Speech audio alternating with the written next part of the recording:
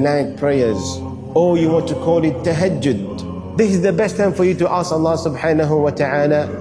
Any problem you have, ask Allah subhanahu wa ta'ala. He knows your problem and He's waiting for you to ask.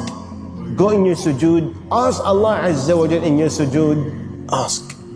Allah subhanahu wa ta'ala come and says, where are those who are asking so that I can give it to them? Where are those who are asking for forgiveness so that I can forgive them? Where are those who are asking for mercy so that I can have mercy upon them? Where are those? When did this happen? In the last third part of the night, when by that moment everyone is sleeping under the blanket, so nice at that moment. But you have chosen to wake up for the sake of Allah Azza wa Jal. They have forsaken their bed. And this is when Allah subhanahu wa ta'ala give them whatever they want. No one does this ibadah except those whom Allah subhanahu wa ta'ala has bestowed His favors upon.